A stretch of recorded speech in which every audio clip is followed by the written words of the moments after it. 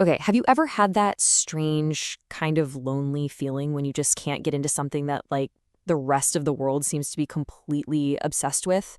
It's a feeling we've all had, for sure, but we rarely ever talk about it. You know exactly what I'm talking about, right? That new show everyone is binging, the blockbuster movie that's smashing every record, or that one album that's been crowned an instant classic. Everyone is buzzing about it, but when you finally check it out, nothing. Just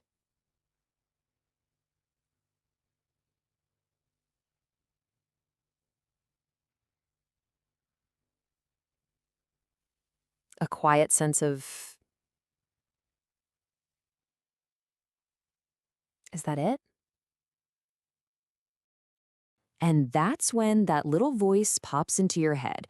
You start to question your own tastes, thinking, wait, is there something wrong with me? Well, that's exactly what we're going to dig into. And I'll tell you right now, it's not a flaw. It's actually a super fascinating part of what makes you, you. So, first up, let's get one thing straight. Your personal taste is like your fingerprint. It is completely 100% unique to you. It's not about having good taste or bad taste. It's often just something we can call a taste mismatch.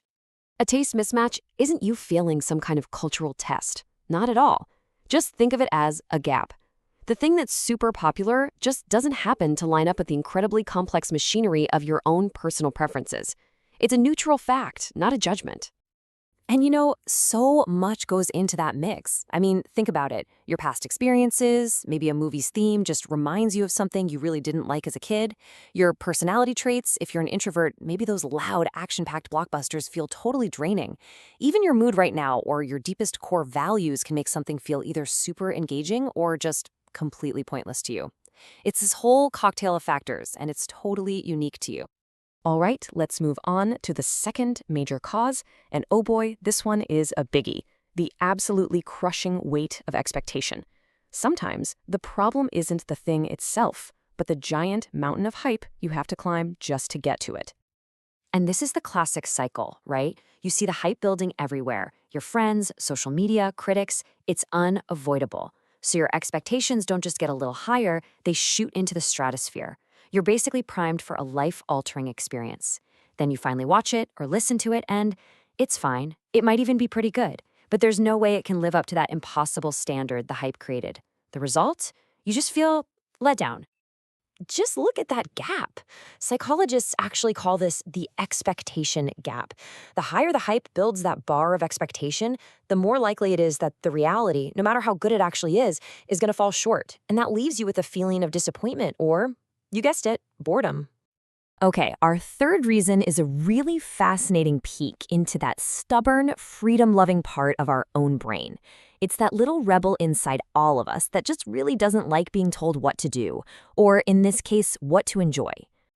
There's actually a term for this. It's called psychological reactance, and it's basically a fundamental defense mechanism.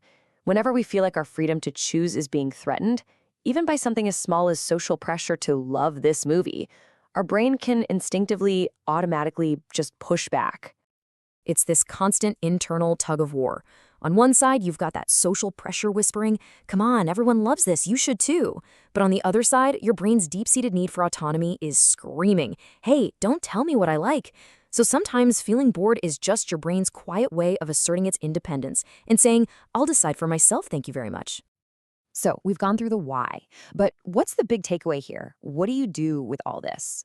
Well, this is where we get to completely reframe this whole experience. Let's look at what your boredom is really trying to tell you. The very first thing to accept, and this is so important, is that your boredom isn't a flaw. It is not a sign that you're out of touch or that your taste is bad. It's a perfectly normal, totally valid human response. Just let that sink in for a second. And it's more than just normal, it's actually useful. Think of your boredom as a piece of data. It's a little flashing light on your internal dashboard, and it's trying to get your attention. And here's the most powerful part. That feeling isn't just about pushing you away from the popular thing. It's actually pulling you towards something else. It's your own personal compass, and it's pointing you straight in the direction of your authentic interests. When you feel bored by something everyone else loves, what's really happening is that it's clarifying what you truly value. It's carving out space for your actual passions to be discovered. And maybe most importantly, it's a sign that you're listening to and trusting your own unique and valid judgment. So I'll leave you with this thought. The next time you feel that boredom creeping in while you're watching that must-see movie or show, don't fight it, don't question yourself, just get curious. Ask yourself, okay, what is this trying to tell me? Because listening to that answer, well, that's how you discover the things that won't just entertain you, but will truly, genuinely light you up.